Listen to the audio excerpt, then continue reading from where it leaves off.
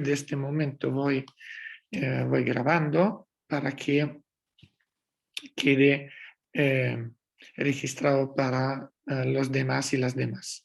Entonces, bienvenido Iván, y gracias por compartirlo con nosotros. Bueno, voy a empezar entonces. Hola a todos y todas, me llamo Iván Pezzotta, soy, como decía Manuel, soy psicólogo, psicoterapeuta. No voy a liarme sobre la diferencia entre estos dos términos. Digamos que psicólogo es la formación genérica, por lo menos en Italia, en el que la profesión de terapeuta está arreglada. No sé cómo está en Chile, en España no lo estaba. Aquí terapeuta es quien trabaja también en el sector más clínico, entonces quien tiene una formación específica que aquí dura 4 años en psicoterapia. Pero hoy no os voy a hablar de esto porque mi trabajo con hombres que han ejercido violencia contra la mujer no es un trabajo clínico, sino es un trabajo más bien socioeducativo, socio-psicoeducativo, decimos nosotros. O sea, se marca en un marco más grande, que no es el marco terapéutico. Yo me formé en Madrid, donde ciudad en la que he vivido muchos años, me formé como terapeuta ahí, pero ahí no trabajaba en este sector.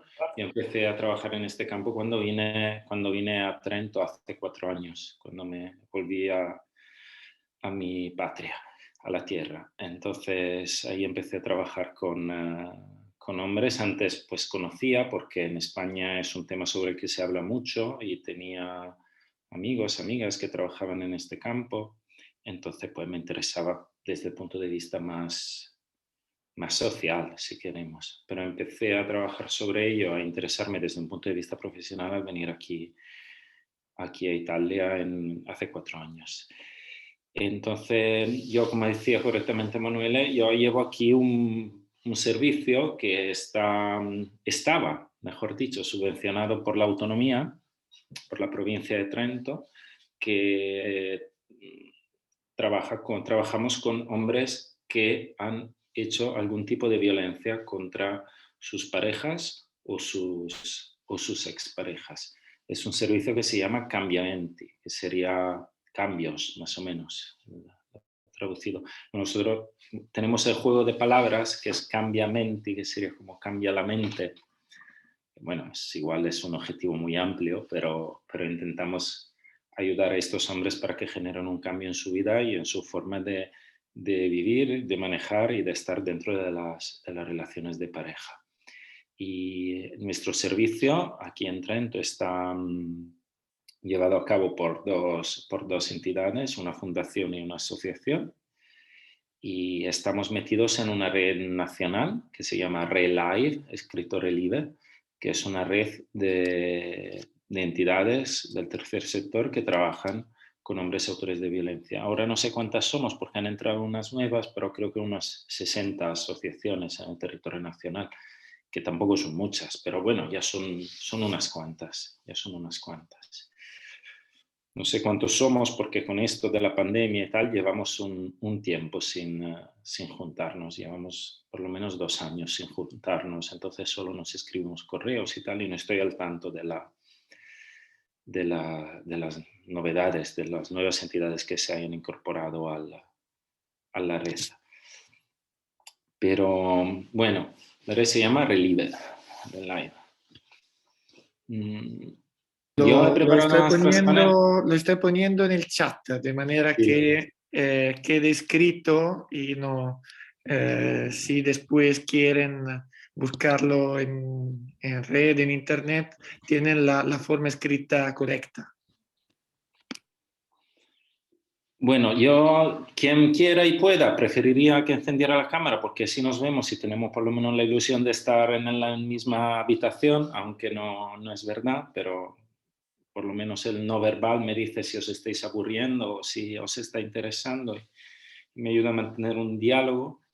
Y si no, bueno, yo os voy contando el cuento así en plan más frío.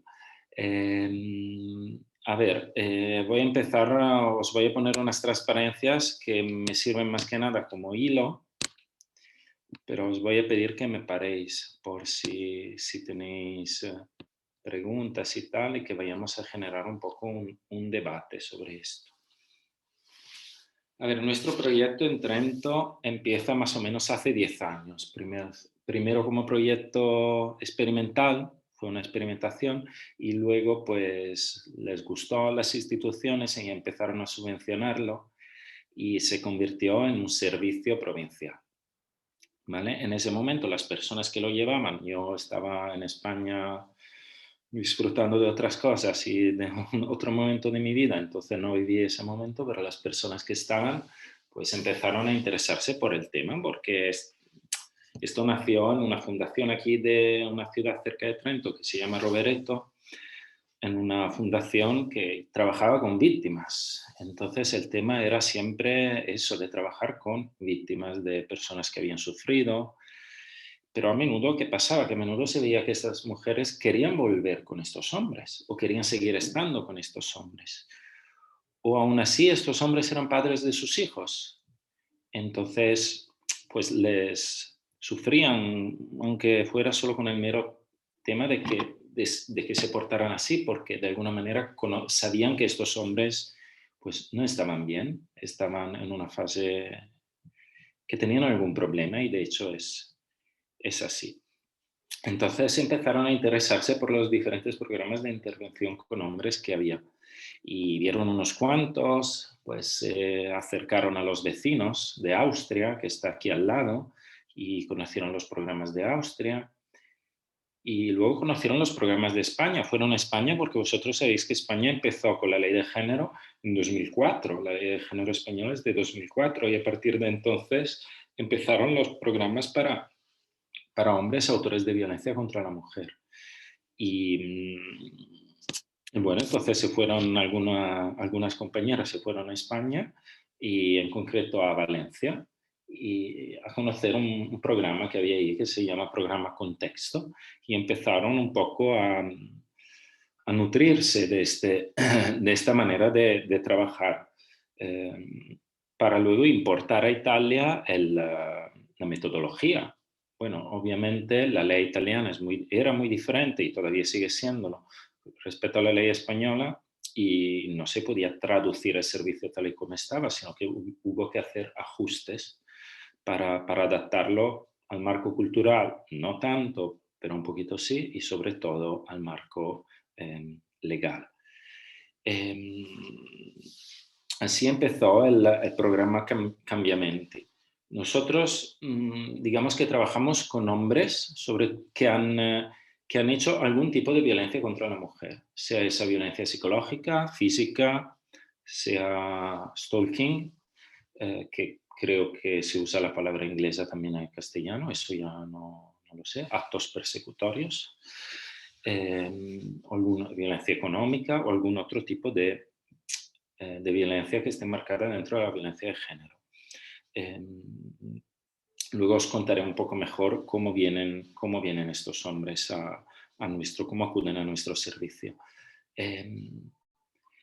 La idea de fondo es que las causas de la violencia, es que la violencia es un fenómeno complejo. Esto lo veremos porque si vemos, luego os voy a presentar el perfil del hombre maltratador que tenemos en nuestro servicio, y os voy a dar un spoiler porque la realidad es que no tenemos perfil, porque ahí hay de todo, realmente hay de todo. Hay de todo porque llegan personas diferentes a nuestro programa. De hecho, porque las causas de la violencia pueden ser diferentes, y las personas que ejercen violencia contra la mujer lo pueden hacer por motivos diferentes. Aún así podemos hablar de causas de tipo relacional, o sea, más contingentes, más internas a la relación. Causas de tipo social y cultural, que tiene que ver con la socialización cultural de género, o sea, con cómo hombres y mujeres han crecido en nuestra sociedad desde que eran pequeños y pequeñas. A veces cuento, aquí como sois en la Universidad de Derecho, igual algunas cosas de psicología no las sabéis, os puedo contar cosas que no contaría en otros lados. Hicieron un experimento, no recuerdo quién, pero se me quedó grabado el experimento, que cogieron a un niño recién nacido y lo pusieron en una habitación vestido sin género, o sea, no de rosa y de azul, ¿vale? No con corazoncitos o con cochecitos, sino vestido de manera neutra. Entonces vosotros sabéis que difícilmente los niños pequeños se puede entender si son chicos, niños o niñas.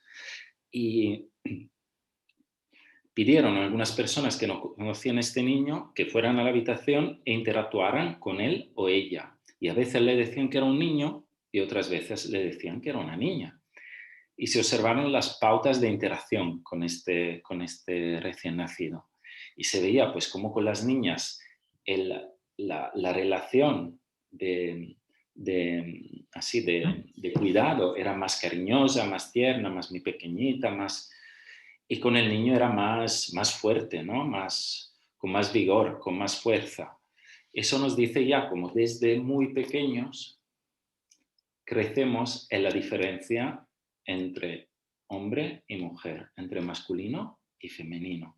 Esto es algo que no depende de nosotros en primera persona. Nosotros, si eso podemos ser conscientes de ello e intentar cambiarlo, que es lo que intentamos hacer. Pero realmente nosotros estamos empapados de esta diferencia social y cultural. Luego hay causas ambientales, ¿no? Ambientales, ¿qué quiere decir? Pues quiere decir, por ejemplo, de la historia personal de cada uno, del ambiente en el que se ha desarrollado, en el que ha crecido, de su historia familiar. ¿Mm? Pero como vemos, las causas de la violencia son muchas.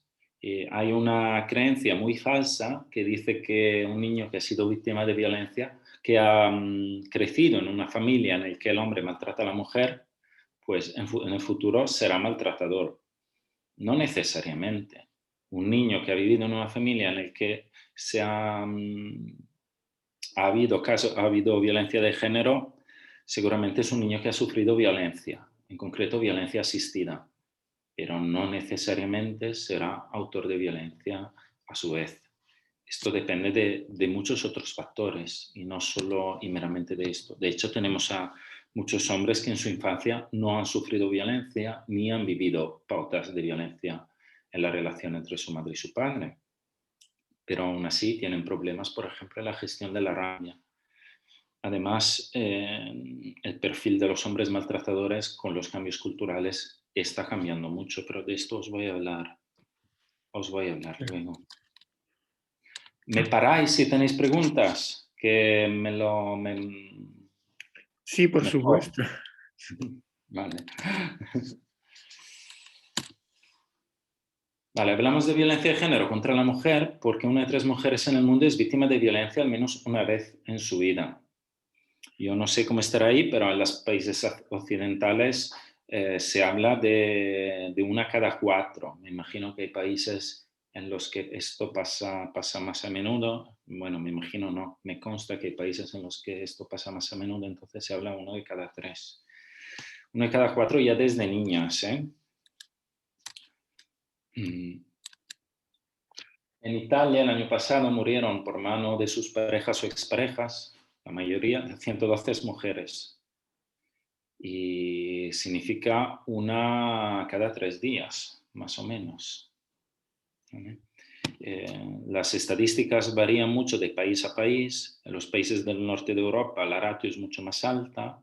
En los países como Italia y España ha bajado bastante. De hecho, desde 2004, ahora no tengo las estadísticas a mano, pero desde 2004 que se introdujo la ley de violencia de género, en España este número bajó mucho.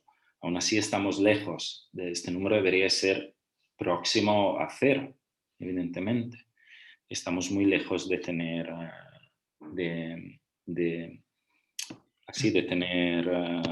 alcanzado este objetivo, de que no haya asesinados, feminicidios, asesinados de mujeres por parte de su pareja o expareja. Se habla de feminicidio en nuestro lenguaje, en el vuestro será otro. Se habla de feminicidio cuando el hombre mata a la mujer por motivos de género, o sea, por ser el hombre y ser ella mujer.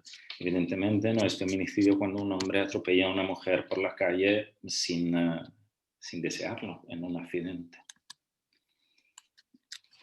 Vale, pues como decía, el servicio llega a Trento en 2009, 2010 más o menos.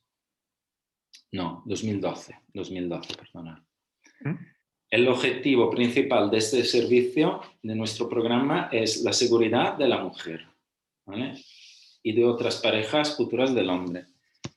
¿Qué significa esto? Que nosotros, si nos interesa ayudar al hombre, si nos interesa hacer una intervención que piense en el hombre y en su problema, pero no es el primer objetivo de nuestra intervención. El objetivo principal es que no haya más mujeres maltratadas. Este es el Ojo, objetivo número... ¿Cómo? gracias, Iván, por empezar y por empezar así.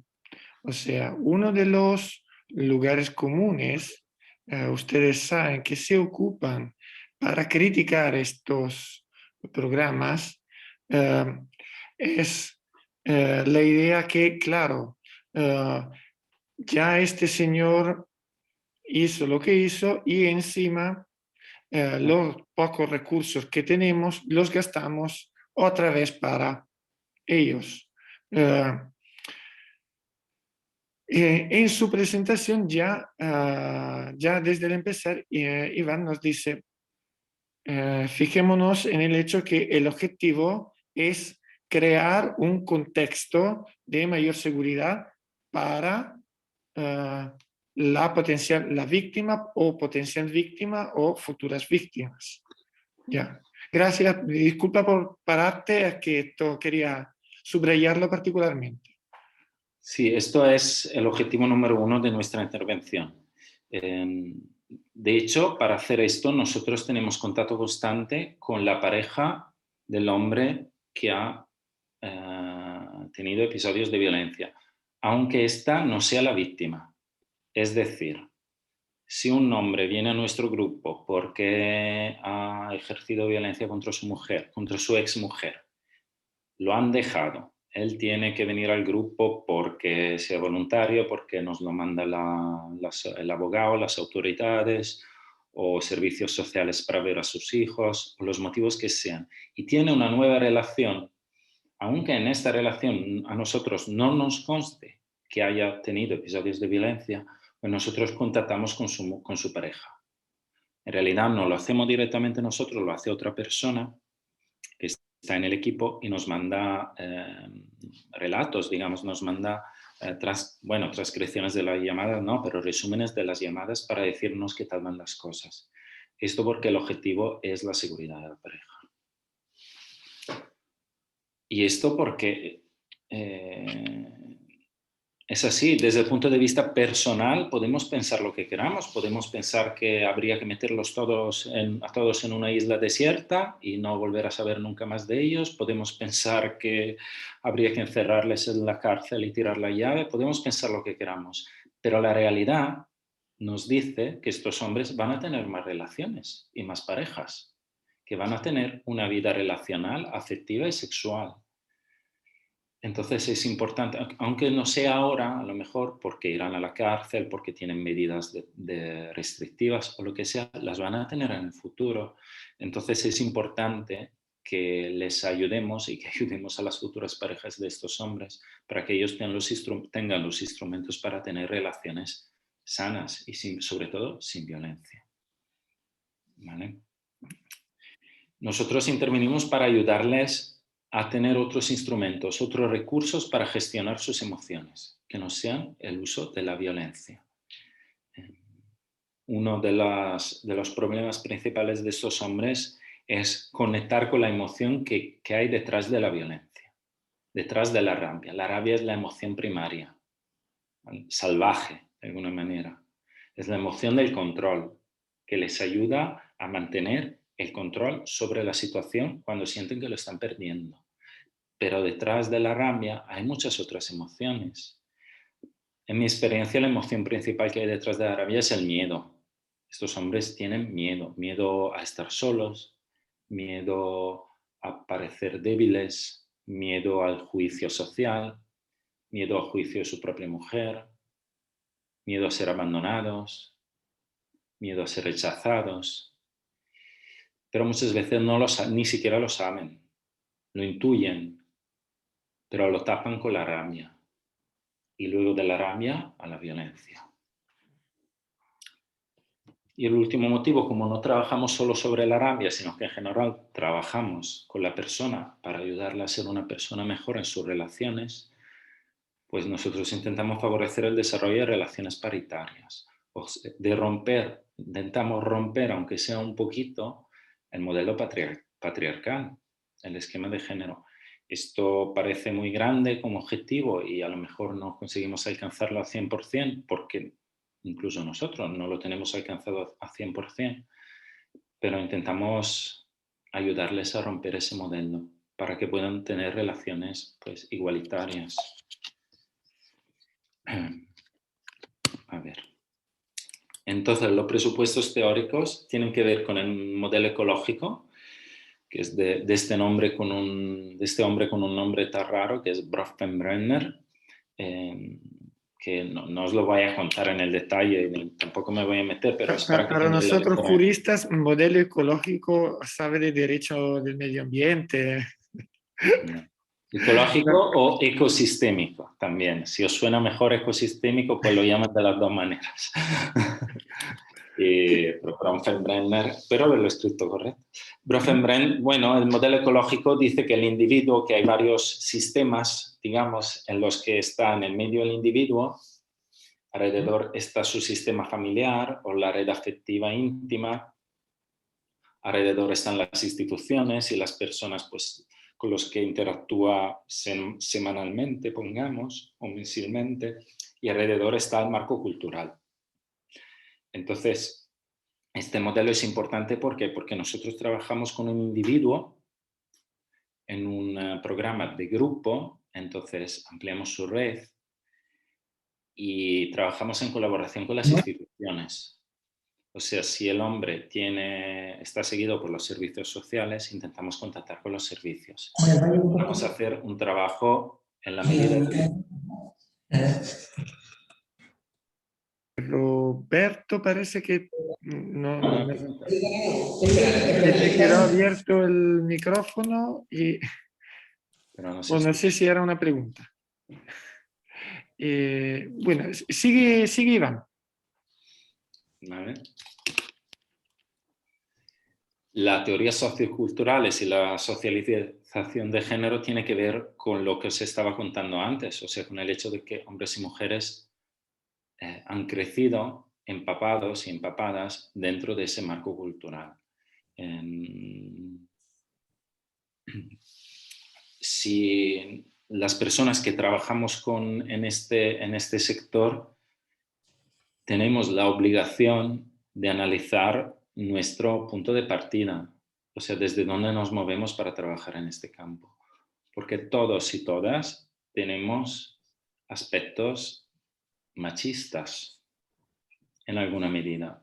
Todos y todas tenemos estereotipos, prejuicios, deslices, pequeñas conductas. No es porque seamos malos, ni mucho menos, sino porque hemos crecido en esta sociedad. A mí se me escapan a veces y bueno, como trabajo en esto me doy cuenta e intento corregirlas. Y a todos los compañeros y compañeras que conozco algunas veces se les han escapado salidas no correctas. Entonces es importante que tengamos conciencia de ello o las vamos a repetir o no vamos a ser buenos facilitadores para un grupo de hombres. ¿Vale? Y las teorías feministas, pues que son importantes porque, como os decía, los proyectos de intervención con hombres nacen empujados por grupos feministas que dicen, oye, ¿qué vamos a hacer con estos hombres? Vale ayudar a la mujer para que se empodere y les mande a tomar por saco, pero los hombres, ¿qué? Que luego tendrán otra compañera, otra mujer. Van a la cárcel, vale, salen dentro de 5 años, ¿qué hacemos con ellos? Y además hay mujeres que dicen, oye, mi marido, mi ex marido está mal, sufre, y es verdad. No lo digo con pena o lástima, Nosotros tenemos el lema que se juzga la conducta y no la persona. Nosotros con las conductas violentas somos muy secos, muy directos, muy tajantes. Esto no se puede hacer, aquí hay un límite. Pero se juzga la conducta, no la persona. Nosotros intentamos salvar a la persona a pesar de sus conductas, para empoderarlas, para hacer que pueda tomar conciencia con sus actos, para hacer que pueda sentirse mejor consigo misma y mejorarse. Hay hombres que han llegado a nuestro recurso que estaban destrozados y enfadados del nivel de malestar que tenían dentro. Cuando conectas con este malestar, entonces puedes ayudarles. Cuando conectamos con sus heridas, pueden abrir un poco la puerta y dejar que les ayudemos. Entonces entran al grupo estos hombres malos que han hecho cosas muy feas y muy brutas y se ponen a llorar y se abrazan. Aunque no sea un grupo terapéutico de por sí, en el que comparten su historia, porque nosotros tenemos un grupo muy reglado. Nosotros facilitamos el grupo, no es un grupo de autoayuda como los que salen en las películas. Es un grupo dirigido por nosotros. Pero aún así echan al grupo parte de sí mismos y a veces pues consiguen conectar con los compañeros del grupo y abrirse. En este sentido, no te preocupes en ser muy didáctico con nosotros, porque efectivamente nos falta, o sea, sí sí para ti, tranquilo, no sé, díganme ustedes, pero ¿cómo funciona un grupo de automutuo ayuda? No, Bueno, el grupo de lo doy por, autoayuda, de lo doy ayuda por mutua. asumido que lo sepan, que lo sepamos todos dentro del grupo, ni más ni menos. O sea, o la Bueno, distinción entre un grupo dirigido y un grupo no dirigido. Esto, corregidme, pero, o sea, el yo grupo de ayuda antes mutua es lo típico de los alcohólicos anónimos, ¿no? Los que se ven en la tele, en las películas. Hola, soy Iván y soy alcohólico. Entonces cada uno ayuda a su historia y se apoyan entre ellos. o sea, esto de no tomo alcohol desde hace una semana. Claro, este es un grupo de ayuda mutua, ¿no? Los más ancianos ayudan a los nuevos y tal y cual. Nosotros no trabajamos así, nosotros no porque no creamos en el modelo, sino porque creemos que en este modelo no funciona. Nuestros grupos están dirigidos, o sea, hay dos personas formadas, dos profesionales, un hombre y una mujer, y es elegido que sea un hombre o una mujer, es una elección metodológica que llevan el grupo. Nosotros mandamos los ritmos, damos los temas sobre los que se trabaja. Las personas no están obligadas dentro del grupo a contar su historia, no hay obligación de contar su historia. Trabajamos sobre temas generales y luego si alguna persona quiere contar algún trocito, pues le abrimos un poco la puerta y le dejamos que cuente, pero tampoco sin saturar al grupo, sin llevar todo el tiempo del grupo, porque el tiempo es del grupo, no es de la persona. Creemos que ese modelo funciona mejor, ¿vale? Porque además los hombres cuando interactúan demasiado entre sí sobre estos temas empiezan a sacar sus prejuicios machistas. Entonces terminan diciendo que las mujeres son todas malas, que ellos son todos víctimas de una mujer muy mala que les ha tratado muy mal y ellos solo una vez le han mandado a tomar por saco y se han llevado una denuncia porque han dado un puñetazo en la mesa. Luego lees sus historias y la realidad es que no es así, pero se fomentan mucho entre ellos. Entonces hay que dirigir el dirigirlo. grupo. Hay que dirigir el grupo. O sea, la ayuda mutua en ese campo no creo yo que funcione, aunque se ayudan entre sí. Nuestro grupo es un grupo abierto, es un grupo de... A ver, os voy a dar los presupuestos, si no... Sí, sí, disculpa si te paré. El intento era que contaras más a lo que contarías a unos psicólogos, Vale. que pues no lo somos. Nosotros partimos del presupuesto según el cual la conducta violenta es una conducta aprendida. ¿Qué significa esto? Que se puede cambiar, ¿vale? Yo he aprendido a manejar mis conflictos, mis fragilidades, mi rabia, mis emociones, mi sensación de pérdida de control a través de la violencia, o sea, obligando a la otra persona. para hoy, para un médico. Espera, Roberto. Espera. Voy. Roberto, si quiere hacer una pregunta. Para mí entonces. Creo que sí. Ya. Me duele el estómago, creo que... Ya. Pablo tiene una pregunta. Sí, buenas tardes, profesores. Hola. Bueno, la pregunta va en relación, igual como que se la hice hace unas clases al profesor Emanuel, pero igual se la quería hacer a Iván, como desde quizá la perspectiva, como desde la violencia, digamos. Recién, así, entre medio de la clase, estaba revisando como estadísticas de la violencia de género como por países en el mundo. Entonces, me llama la atención como que entre los 20 países con más violencia de género en el mundo, según ONU Mujeres, como que no hay un factor en común como tal. Por ejemplo, el primer país es India, después hasta el número 10 son países musulmanes, luego vienen un par de países americanos y al final está Dinamarca, Finlandia y Estados Unidos, que son países desarrollados. Entonces, parece como que nada es como una prenda de garantía como para evitar la violencia. Quizá hay un factor de religión, o sea, de religiones que no como que contemplan la igualdad como dentro de sus bases fundamentales, como el hinduismo y como el mundo musulmán. Tampoco Latinoamérica y tampoco los países desarrollados. Entonces, no sé cómo, en la base de su experiencia y de su estudio, qué país o qué sociedad o cuál finalmente como ha sido la fórmula institucional material como para enfrentar de mejor manera la violencia de género.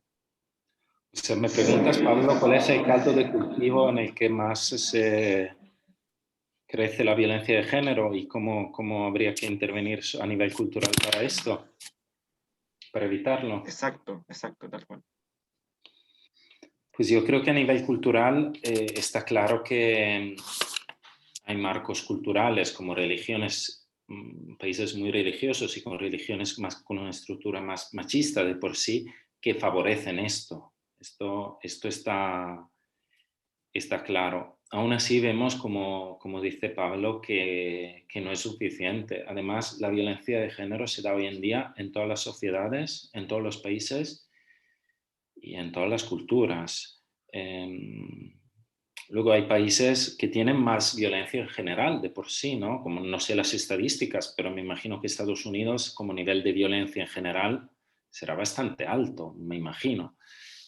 O algunos países de América Latina. En países como Dinamarca, Finlandia y Escandinavia en general, yo creo que tiene mucho que ver con un marco muy rígido y además son países donde aún así hay bastante agresividad. O sea, pensamos al caso que pasó en Suecia, en Dinamarca, Emanuele, no me acuerdo, el hombre este que Noruega. mató a varias personas. ¿Mm? El En Noruega, sí. esto de la isla. Sí, que hay niveles de suicidio muy altos, donde hay nivel de suicidio y nivel de agresividad. O sea, el suicidio no es solo depresión, conlleva una parte de agresividad muy alta. Yo no sé contestar, Pablo, a tu pregunta de manera directa. Yo creo que a nivel cultural hay que intervenir para concienciar desde todas las edades, desde varios ámbitos, desde los colegios, desde la intervención con la familia, desde el acompañamiento a las mujeres que van a ser madres y a los hombres que van a ser padres. Yo creo que trabajar para la concienciación de la población. Aún así, creo que faltan varias generaciones para que esto realmente se supere. Creo que faltan varias generaciones porque estamos empapados de ello. En el perfil de los hombres que vemos nosotros, la mayoría son italianos. O sea, nuestra muestra de participantes en el grupo no es diferente a la sociedad. O sea, no es que tengamos a la mayoría de migrantes como en otros recursos, ni mucho menos. nosotros tenemos a gente graduada, licenciada, a investigadores universitarios. Bueno, lo que tenemos en común, lo que tienen en común estas personas, en mi experiencia, es cierta soledad. Son personas bastante solas. Por eso yo creo que también en los países del norte de Europa pasa más a menudo, porque hay un factor de soledad más alto. O sea, son sociedades en las que me imagino, no soy un experto en eso, pero me imagino que hay menos apoyo social, ¿vale? Apoyo social informal. Las instituciones ahí funcionan muy bien, pero igual se desarrolla menos el apoyo social informal. Son personas muy solas y A propósito de esto, para confirmarte y dar un poquito a Pablo también un enganche jurídico a esto. Ustedes saben, puede que hayan visto en la parte especial todo el discurso relativo, porque se habla también entre penalistas en Chile, del, eh, del delito de omisión de socorro, ¿ya? Que se habla de esta norma como de norma que expresa un principio de solidaridad y se discute bastante de cómo falta en Chile todo este discurso con el refrán de siempre, Chile, país latinoamericano, pero un poco más individualista de los demás, etcétera, etcétera. Todo un discurso que ustedes habrán escuchado ya varias veces en su vida. Como comparatista, yo le digo, fíjense, a propósito de Noruega, Noruega no solo tiene un delito de omisión de socorro que está como está en el Código Penal italiano y que suena como, ¿no? Norma muy solidaria, sino que encima llega a castigar penalmente a quien no colabora con las autoridades denunciando asuntos de violencia en contexto intrafamiliar. O sea, si conozco, por ejemplo, que el vecino, que en la casa del vecino hay una situación de violencia doméstica, soy pasible de pena hasta un año de privación de libertad. En un contexto como Noruega, donde las penas generalmente privativas de libertad son muy bajas y donde, digamos, normalmente las tasas de recurso al cárcel como sanción es muy, muy baja con respecto incluso al contexto europeo. Y son entre los pocos que para estimular estos discursos incluso tienen que llegar a una obligación penal. O sea, si no lo impongo penalmente, la gente no lo hace. ¿Ya? A esto llego. Así que, Iván, te cuento una cosa que no sabías para que aproveches un poco más también de nuestro grupo. Esto no sé si lo sabías, Iván, pero... No, no lo sabía. No me extraña, pero no lo sabía. Y bueno, o sea, vamos a ver los factores culturales, ¿no?, que están detrás de cada país. Pero realmente me enlazo a lo que os decía al principio. No hay un perfil. Realmente no hay un perfil. Hay algunos rasgos de continuidad, pero no hay un perfil. Además, el patrón de violencia está cambiando, por lo menos aquí el patrón de violencia está cambiando. Ya tenemos a pocos hombres que son los hombres malotes, que no quieren que la mujer salga a trabajar, que supercontroladores, que llevan todo el dinero familiar. Tenemos algunos, pero pocos. Estos son más migrantes, por ejemplo, que vienen de la Europa del Este, que tienen este perfil. Ya tenemos a más hombres que tienen parejas relaciones de pareja un poco más equilibradas. La mujer trabaja, sale, tiene sus amigas. Y a lo mejor ya no hay un avasallamiento del hombre hacia la mujer, pero hay continuas peleas, continuos conflictos. Y a lo mejor también la mujer ejerce violencia, insulta, empuja, controla. Pero claro, culturalmente el hombre tiene que poner el orden, ¿vale? Culturalmente el hombre tiene que decir la última palabra. Y físicamente el hombre es más fuerte. Y esto es así, físicamente es mucho más fuerte. Entonces esto marca una diferencia. Yo creo que nuestros programas ya están cambiando y irán cambiando mucho en los próximos años, porque el patrón de la violencia, el modelo de violencia está cambiando. Está cambiando. Sigue siendo violencia machista, pero es diferente a la que había hace 30 años. Nosotros usamos, por ejemplo, no sé si la conocéis, si la habéis visto en alguna otra formación, la rueda del poder y del control. Sí, Lo has enseñado, ¿no? sí, empecé con esta, así que si es que no la conocen, es que saben que la tienen que aprender. Pero está cambiando, ¿eh? Yo la veo ya un poco obsoleta, esa rueda. Ya la veo ya. Acuérdate que Pero somos aprenderla igual, juristas. ¿eh? Pero bueno, Acuérdate que somos juristas y que vamos despacio. ah, Ya. paso a paso. Fernanda, Fernanda. Hola, ¿se escucha? sí. Dime. Yo tengo una pregunta, pero es más bien como a nivel de conducta, porque comentaron que su objetivo era tratar el problema como de las personas que más bien ejercen la violencia para que no repita esta experiencia con sus demás parejas, ¿verdad?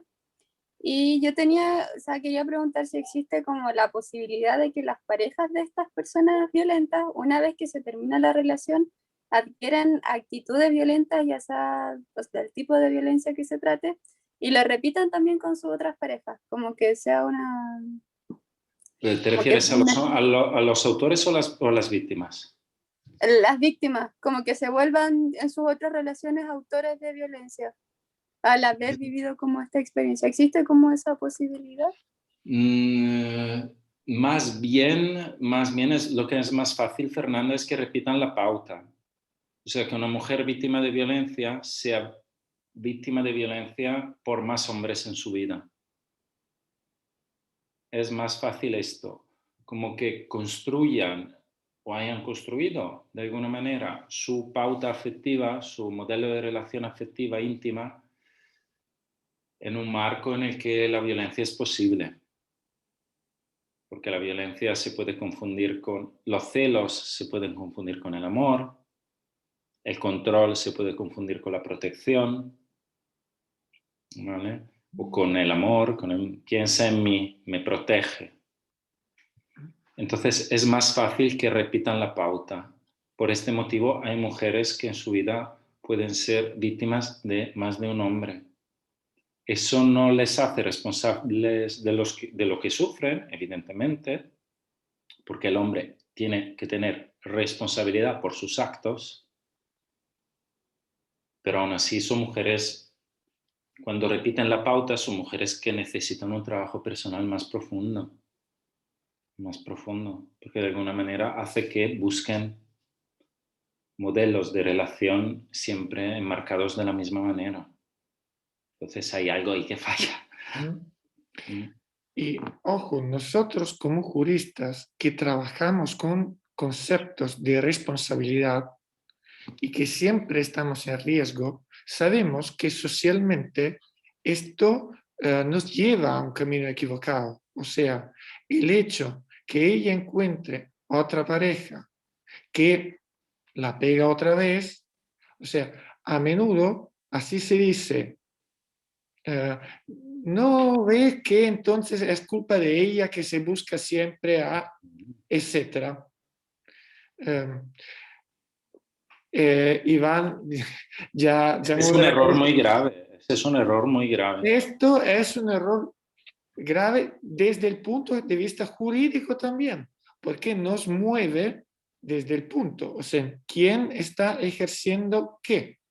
O sea, hemos visto, estudiando la parte del ciclo de violencia, que la violencia ejercida produce heridas psicológicas en la persona que, a pesar de no ser un corte en el brazo que sangra, pero interiormente sangran. Si la persona no lleva, no se apoya en un tratamiento, no vuelve, o sea, no vuelve a caminar con sus propias piernas.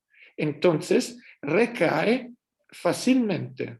Pero obviamente, como no era su responsabilidad romperse la pierna, romperse el brazo primera vez, así no lo es, aún menos lo es la segunda, ¿no es cierto? O sea, si no se le hace tratamiento, si no tiene fisioterapia para recuperarse, incluso es bastante natural que ocurra.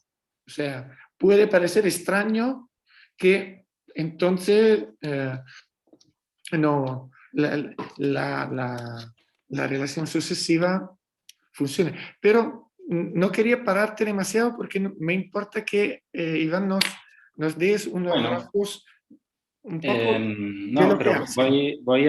o sea, me parece que están surgiendo aspectos muy, muy interesantes que igual hace falta profundizar.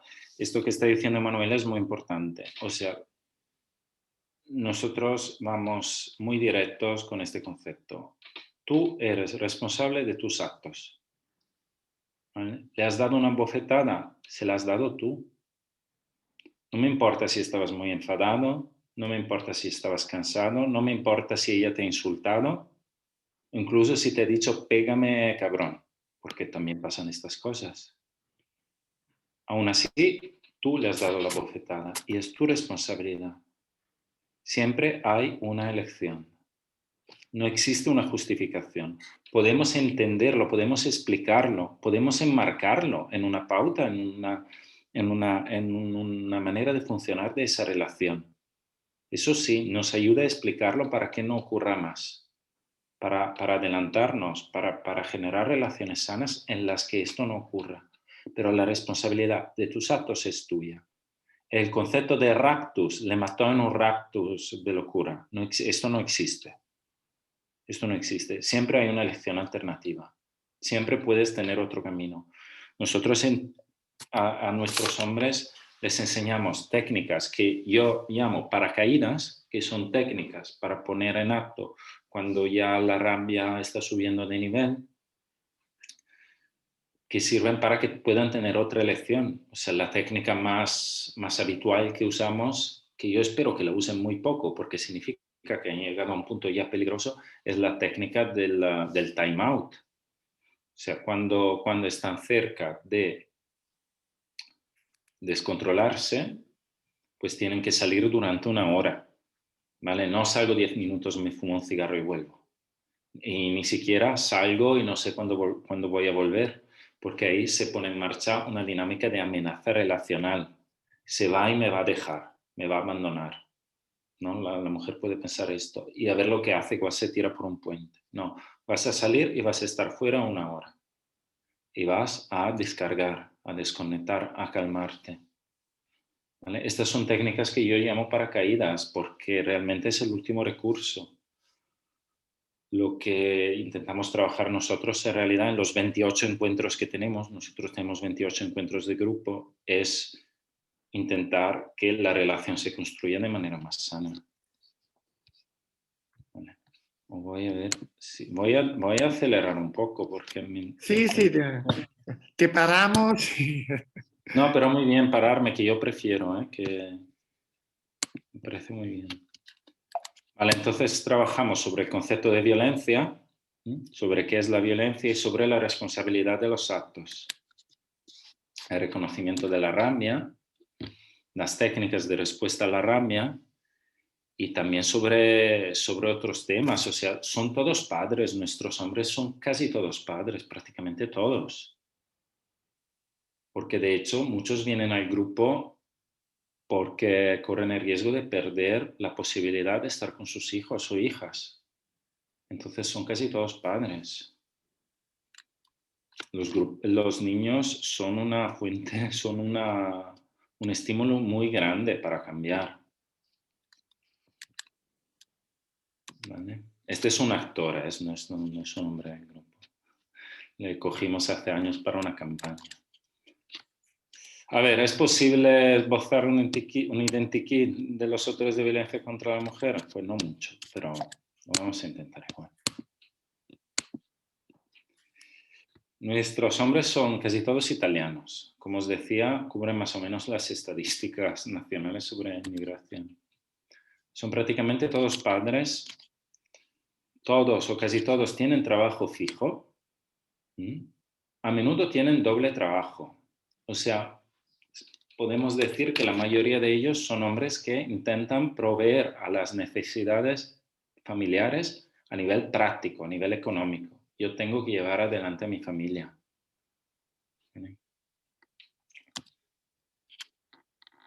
Y muchos de ellos han perpetrado violencia. Muchos de ellos vienen al grupo no porque hayan dado una bofetada, sino porque han hecho violencia grave y continuada, y casi siempre con la involucración de los hijos. O sea, los hijos son las primeras, aunque no hayan recibido violencia directa, violencia física directa, prácticamente siempre han sufrido violencia asistida. La violencia asistida es una forma de violencia, ¿vale? No es estar presentes cuando mi papá pega a mi mamá, no.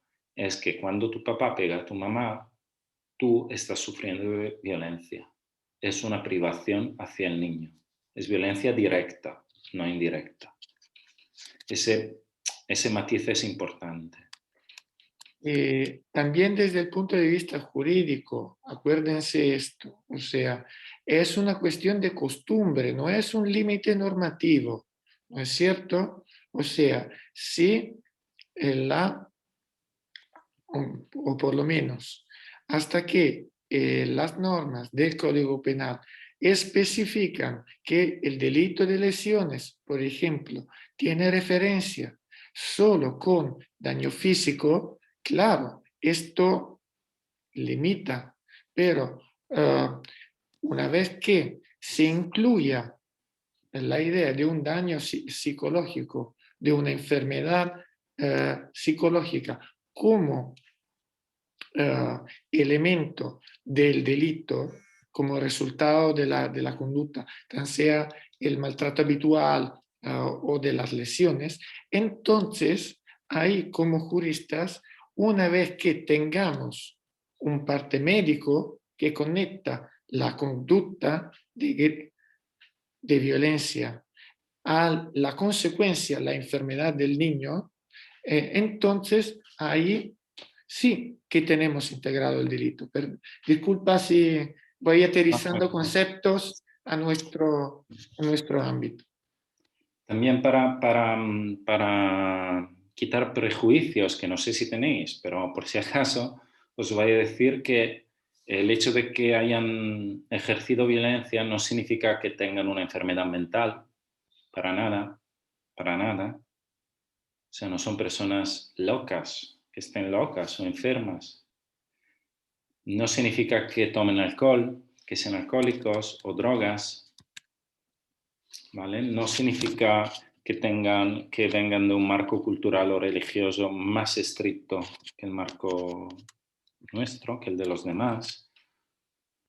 No significa que hayan tenido antecedentes penales, que hayan ejercido violencia fuera de la casa, que sean hombres rabiosos en un marco público. Realmente lo que descubrimos trabajando con hombres que han ejercido violencia es que no son nada más ni nada menos que hombres, que personas. Y el descubrimiento más fuerte es que la línea, el hilo que nos une, pues existe y tampoco es más... Ahora Pablo te doy la palabra. Y que existe un hilo que une nosotros, los buenos, con los malotes, que no son tan diferentes de nosotros, ¿vale? Que no son extraterrestres, que no son seres de otro mundo. Pablo, ¿qué querías preguntar o comentar? Sí, si en la experiencia le ha tocado solamente ver quizás casos de hombres en un contexto de parejas heterosexuales, o también existe este tipo de violencia replicado en parejas homosexuales, tanto masculinas quizás desde el punto de vista como del hombre que es quien agrede, como del punto de vista como de la víctima, que es la mujer quien es agredida en pareja de mujeres lesbianas. Sí existe, sí existe. Sí existe, nosotros no trabajamos con ello porque estamos enmarcados en un marco legal que ve a la mujer como víctima por diferentes motivos sobre los que no me voy a extender, porque me imagino que los habréis visto con Leandro, si habéis tenido un encuentro con Leandro, me imagino que os habrá contado por qué se habla de violencia de género, ¿vale? Pero sí existe, y existe porque realmente por varios motivos. Primero, el primer motivo es el enganche que se puede generar dentro de la pareja, o sea, ¿por qué estas dos personas están juntas? Todos nosotros y nosotras tenemos una parte que podríamos llamar masculina y una parte que podríamos llamar femenina, ¿no? Esto es parte, lo llamamos así por referencias culturales, pero las personas somos diferentes, pero la parte más de acudimiento, más de escucha, más emocional, la llamamos parte femenina. La parte más práctica, más intelectual, más problem solving, más agresiva, la llamamos parte masculina, ¿vale? A nivel cultural. Está claro que si el enganche es entre dos personas, aunque sean del mismo sexo, es entre la parte masculina de uno y la parte femenina de otro, se pueden generar dinámicas similares, con las debidas diferencias, similares a las que se pueden generar dentro de una pareja heterosexual, incluido los extremos de la violencia de género. O sea, esto no es tóxico de por sí, el hecho de que dos hombres se enganche la parte masculina de uno con la parte femenina de otro. Esto no lleva nada patológico, nada malo. Pero está claro que dentro de eso se pueden generar dinámicas violentas. Y además, la pareja es pareja. O sea, nosotros no solo hemos aprendido lo que es el hombre y lo que es la mujer, sino que también hemos aprendido en nuestra vida cómo funciona una pareja.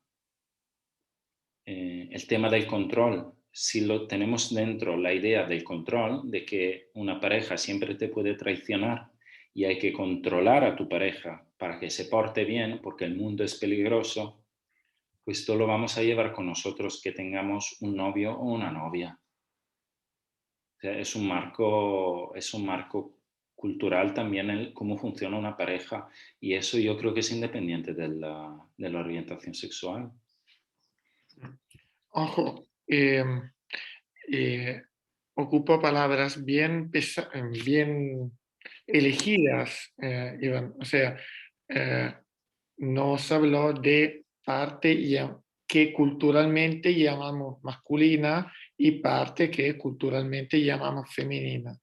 ¿Ya? O sea, todo esto no es casual, ¿ya? Entonces no es parte masculina, parte femenina, parte que socialmente llamamos con. Y entonces podemos seguir ocupando esa palabra, pero con la conciencia de la construcción cultural que hay atrás. Esto vuelvo a subrayarlo porque cada vez es importante que lo tengamos presente. Sobre todo también efectos de quien nos va escuchando no en directa ahora y puede interactuar con nosotros, sino de quien escuchará la clase después.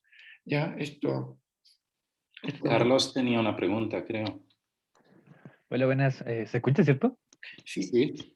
Hola, buenas, profesor. Tengo dos preguntas. En relación a las estadísticas de rehabilitación, en los casos y en su experiencia, ¿cómo estos hombres maltratadores vuelven a recaer? Si es una cosa ya de de si es que, en qué caso vuelven a recaer y cada cuánto, en un más o menos estimado, si es que de los porcentajes de ustedes del tratamiento, y en relación al alta de la rehabilitación. ¿Cómo estiman ustedes si es que un hombre maltratador ya esté totalmente rehabilitado? Si existe esa posibilidad o se va midiendo en parámetros, cómo es también el seguimiento en relación a la persona. A ver, Carlos, abres un tema enorme sobre el que estamos en debate en la red nacional, en la red Relive de la que os hablaba antes. Este es un debate, creo que no va a tener final, porque lo interesante es el debate, porque es una de las grandes preguntas que tenemos y además es lo que nos pide la Fiscalía, por ejemplo, nos pide esto. Por ejemplo, nos piden que emitamos relaciones después no es un tratamiento, es que no es la palabra correcta, del percurso, del percurso de 8 meses que llevamos. Pero nosotros no lo hacemos, ¿vale? No lo hacemos porque no hacemos informes peritales. Nosotros intentamos que el hombre tome conciencia de lo que ha hecho y aprenda instrumentos para no volver a hacerlo. Pero no tenemos la seguridad de que no vuelva a pasar. Lo que sí podemos decir, aparte de los estudios internacionales que avalan nuestro tipo de intervención, nosotros tenemos la medida con el contacto partner, ¿vale? El único dato objetivo que tenemos es el único objetivo. Tenemos otros datos subjetivos de nosotros, los facilitadores, pero el único dato objetivo es el contacto con la mujer. Cuando hay pareja, no siempre la hay, o expareja, o cuando tienen contacto con la expareja. Lo que sí puedo decir es que las recaídas después de un año, nosotros contactamos con las parejas hasta un año después del final del grupo, ¿vale? Contactamos con ellas 3 veces durante el grupo, luego 6 meses después y un año después. Y casi nunca hay recaídas, creo que es como en el 5% de los casos. Ha habido recaídas de violencia en las parejas de los hombres que han hecho nuestro recorrido, nuestro tratamiento, vamos a llamarlo así. Este es el único dato objetivo. El dato que tenemos nosotros no aceptamos a todos los hombres en el grupo. O sea, tenemos criterios de inclusión.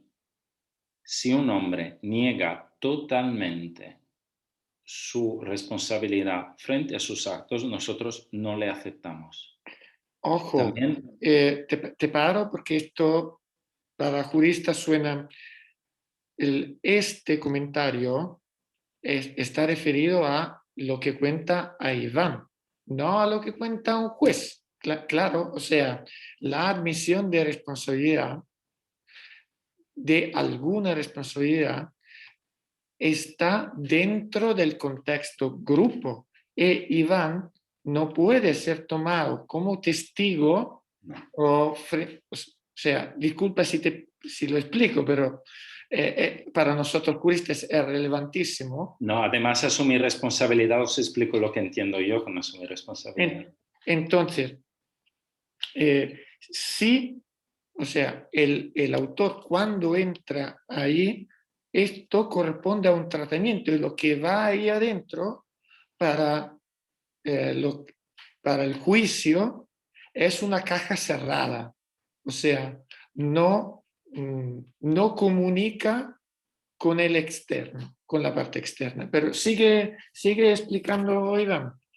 A ver, nosotros, el tema de la confidencialidad que tenemos en el marco clínico no lo tenemos de manera tan estricta en este marco, porque si nosotros tenemos sensación de riesgo, pues hablamos.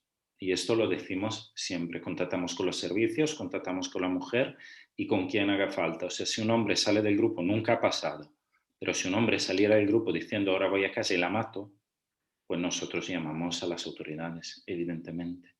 Si sentimos en el grupo que algo falla, llamamos a la persona que contacta con la partner y le decimos, oye, haz otra llamadita, una extra, porque ahí algo está pasando. Y a lo mejor invitamos al hombre a tener un encuentro individual con nosotros, porque podemos tener encuentros individuales cuando hace falta. nosotros tenemos 3 encuentros al comienzo del grupo y en estos 3 encuentros intentamos ver si la persona puede participar al grupo o no. Casi todos pueden, o sea, personas que no hayamos aceptado en el grupo hay realmente pocas, porque aunque no te digan, he vuelto a casa y la he pegado, nosotros con asumir la responsabilidad entendemos una responsabilidad mínima. Pero a menudo sí admiten que han levantado la voz, que han dado un puñetazo en la mesa o en la puerta, que le han insultado, ¿vale? Que sí han sido muy celosos, porque ella era un poco así, pero sí he sido muy celoso. ¿Vale? A menudo admiten. No admiten haberlo hecho delante de los hijos siempre duermen, no se sabe cómo, pero estos niños, ahí pasa el infierno y estos niños siempre duermen. No admiten violencia sexual, sabemos que la violencia sexual pasa casi siempre dentro de esa dinámica de pareja, pero casi nadie admite haber ejercido violencia sexual porque no la entienden como violencia sexual, lo que pasa ahí. Pero sí admiten eso, lo que os decía, haber dicho palabrotas, haber insultado. Entonces, desde ahí tenemos el enganche, porque desde ahí podemos decir, ya, ¿y te gusta cómo te has sentido tú contigo mismo en ese momento? ¿Te gusta ser así, reaccionar de esa manera? ¿Te parece bien frente a tus hijos esto? ¿Te gustaría que tus hijos tuvieran ese modelo? ¿Y ella cómo se ha sentido? ¿Crees que ha tenido miedo? No, no tiene miedo de mí, pero en ese momento, bueno, igual en ese momento sí, porque se ha callado. Entonces ahí tenemos el enganche y este tipo de enganche para nosotros es suficiente para trabajar con ellos. Es un enganche mínimo, yo lo llamo el 2% de responsabilidad, pero es necesario, porque sin ello, o sea, hay hombres que han llegado a nuestro grupo y se han descrito como angelitos, ¿vale? Al cabo de los 3 encuentros no. Normalmente en 3 encuentros conseguimos romper un poco sus defensas. Pero ha habido 1 o 2 ocasiones en las que no ha pasado y no les hemos aceptado al grupo. Porque sería contraproducente, no sería... O sea, sería tener en el grupo a un hombre que niega y además a él no le ayuda y corre riesgo de que se lleve a los demás con su narrativa, con su retórica, a lo mejor contra la mujer. Hay otras preguntas, que tenemos 10 minutos. Ahí, Voy... tal vez, o sea, queridos alumnos, Fernanda era una mano para Sí, preguntar. yo tengo una pregunta. ¿Los hombres que participan en este grupo generalmente concurren de manera voluntaria o cómo lo hacen? A ver, Como estaba ahora hablando la sobre el ley tema de italiana sexualidad. está cambiando. Perdona, Fernanda, te he interrumpido, perdona, pensaba que habías terminado. Es que como justo estaba hablando de como que habían requisitos para, o sea, más que requisitos, habían causas de no aceptarlo. Por eso me llamó la atención. A ver, ahora la ley italiana ha cambiado y están cambiando también el marco de los grupos, pero hasta hace un año, ahora estamos en una zona gris que se está definiendo, hasta hace un año la participación en el grupo era de tipo voluntario. Eso no significa que los hombres decían, oye, que soy un poco violento, voy a llamar al grupo para que me ayuden. Pues, ojalá. Eso pasa a veces. Tenemos voluntarios puros, tenemos 1 o 2 al año, normalmente tenemos de voluntarios puros. La mayoría vienen o venían, mejor dicho, de servicios sociales. ¿Vale? Entonces eran personas que a lo mejor no habían sido denunciadas todavía, pero les faltaba nada por serlo, por recibir una denuncia. Y tenían la amenaza más o menos oculta de la trabajadora social que decía, oye, si quieres seguir viendo a tus hijos, pide ayuda. ¿Vale? Ese era un buen enviante. Había otras personas que venían aconsejadas por los abogados con la idea de tener luego que se tuviera en cuenta eso a la hora en el juicio, que se tuviera en cuenta de que habían participado en un grupo. De hecho, con esto hemos tenido a una persona que ha hecho el grupo 2 veces. La primera vez de forma voluntaria, luego la pareja le denunció por actos que había hecho antes de participar en el grupo, pero la relación estaba muy desgastada igual y le denunció. Y el juez le ordenó que lo hiciera otra vez. Y que fue un poco, bueno, inútil no, porque se llevó algo, sobre todo ayudó con las personas más resistentes en el grupo. Pero bueno, este ha sido el único caso en el que una persona ha venido primero de manera voluntaria y luego de manera obligada. Semi-obligada, porque nunca está realmente obligada, pero empujada. Vamos. Y luego hay personas que están ¿cómo se dice? Arresti domiciliari, medidas alternativas a la detención, ¿correcto? Sí, prisión domiciliaria, eso es. Ojo, no hay a nivel internacional hasta el momento respecto de esto unos estándares. O sea, son cosas que voy estudiando, se lo puedo asegurar, en varios países y en varios contextos del mundo, justamente en ese periodo. Hay mucha diferencia y porque en esto, Fernanda, tenlo bien claro y ténganlo ustedes todos también. Hay una gran división entre lo que se hace después de un juicio y dentro de un contexto carcelario y de lo que se hace después, afuera de este contexto, ¿ya? Porque en cierto término, quien está juzgado y condenado para este tipo de conductas, sobre todo si tiene un trasfondo sexual, en muchas cárceles del mundo tiene un camino separado. Lo tiene, fíjense, no porque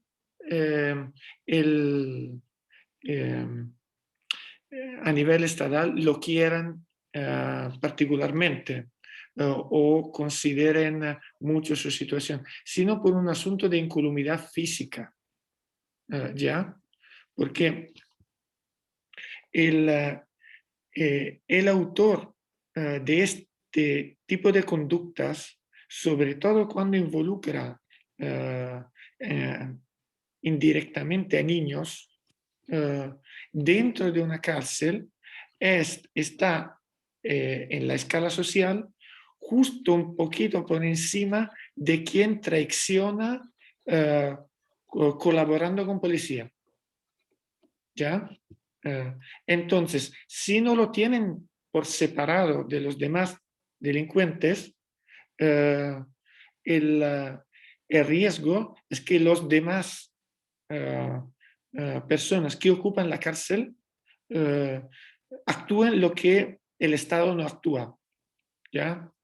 Y entiende lo que estoy diciendo, ¿ya? Entonces suelen estar por separado, recibiendo a veces tratamiento específico.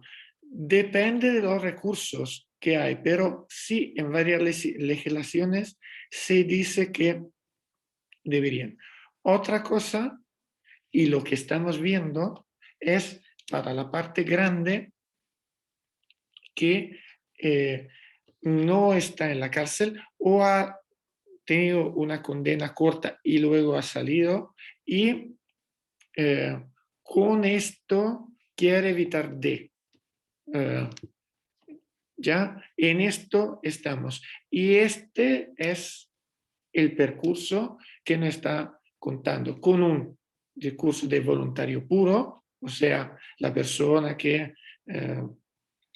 se da cuenta por sí sola o sin empujes institucionales, y varios niveles de espontaneidad. Inventémonos esta palabra, con un enganche importante en los hijos, O sea, en no perder el derecho de estar con los hijos. Entonces, nos está contando, y voy un poco resumiendo, Iván, varias cosas. No un percurso corto, nos ha presentado un percurso con encuentros semanales que dura casi un año. No, así es. No un percurso sencillo en el que las personas sencillamente hablan y se cuentan un poco y luego todo sigue siendo como antes. Un percurso, volviendo a la pregunta que no me acuerdo si era Carlos o si era Pablo, que hizo la pregunta sobre la reincidencia. Un percurso a alta efectividad. ¿Por qué? ¿Por qué digo esto? Porque ustedes saben que quien toca la experiencia de la cárcel tiene un altísimo grado de reincidencia. O sea, el evitar la cárcel es fundamental para que no se repita la conducta. Pero es factor de reincidencia también evitar la cárcel y no hacer nada. No, evitamos la cárcel, pero sí hacemos algo. Y seguimos, ¿a quién seguimos? Seguimos a la víctima, porque este es el verdadero semáforo que nos dice si esto está funcionando o no está funcionando. Y esto porque es la víctima que nos interesa, o sea, el contexto entorno. Nos importa también él. Ojo, no es tonto. Lo que pide la víctima, siempre lo hemos dicho, es y nos lo contó la abogada Biagioni hace 15 días. Lo que quiere la víctima es una vida libre de violencia. No es un discurso de bendita. Ojo, este puede ser más sencillo y menos costoso emotivamente para una persona pasarse un tiempo en la cárcel sola y incensarse diciéndose, considerándose víctima, que participar en un percurso en el que sigue tomando efectivamente contacto con lo que hizo sin tener la posibilidad de negarlo sistemáticamente. ¿Qué es lo que haría si no hiciéramos nada? Fue un buen resumen, Iván. Bien, bien. Yo me doy cuenta de que he dejado de contaros un montón de cosas que tenía pensada, pero ya ha volado hora y media. Ya. No, y... No, pero bien, bien. Creo que Manuel lo has resumido bien. Bien. A ver, había una parte que me he dejado atrás y solo os lo voy a decir porque a lo mejor dentro de unos años, cuando trabajéis en esto, os acordáis de mis palabras y espero que os puedan ser útiles.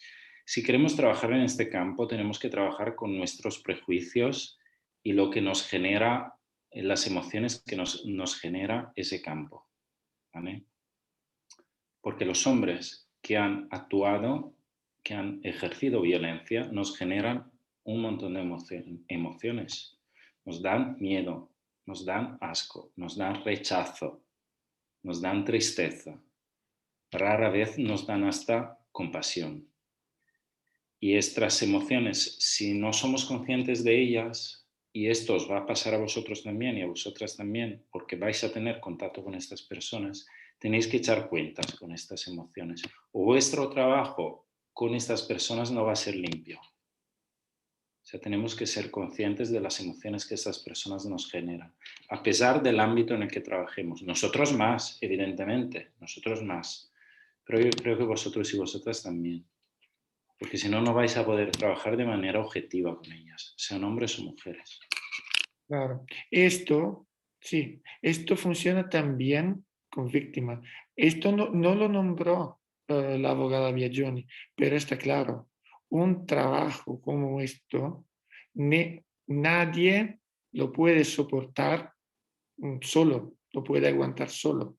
O sea, para un psicólogo es natural. Quien hace terapia, sí tiene siempre un check, o sea, otro colega que Tenemos lo supervisión. supervisiona y le da esto. A nosotros abogados, esto no conocemos esto, pero sí quien trabaja con víctimas, quien trabaja con autores, ese tipo de conducta, necesita una supervisión psicológica de las emociones que él mismo vive. O sea, igual sirve. La abogada Biagioni obviamente trabaja con supervisión psicológica para ella, para lo que aguantar, a escuchar, exponerse al escuche de todo esto conlleva. De lo contrario, se soporta hasta cierto punto y luego se hace como un puente que se rompe y se cae. O sea, no hay quien aguante. Y no hay superhéroes, o por lo menos no los he visto hasta el momento. Y, Iván, yo tengo que parar, no porque nos pasamos la hora de un par de minutos. Sé que moviste mucho, sé que interactuamos mucho. Las preguntas que no hicieron, me las escriban y te la haré yo. Tengo la suerte de ver cada rato a Iván y entonces si me la facilitan, yo se la llevo y luego se la puedo facilitar. Creo que fue uno de los encuentros más, considerando las preguntas más aprovechados, digamos, entre todos. Espero de verdad que todos les haya gustado. Gracias Iván. Y hasta pronto a todas y a todos. Nos vemos el viernes, esta vez con Silvio Cuniones, hablando de cárcel. O sea, vamos dentro de la cárcel del todo. Ahí. Hasta el viernes entonces y gracias. Gracias chicos y chicas. Que os vaya bien. Hasta Chao, profesor, pronto. muchas gracias. Muchas gracias. Hasta luego. Muchas gracias. Hasta luego, gracias. Chao, gracias. Hasta luego.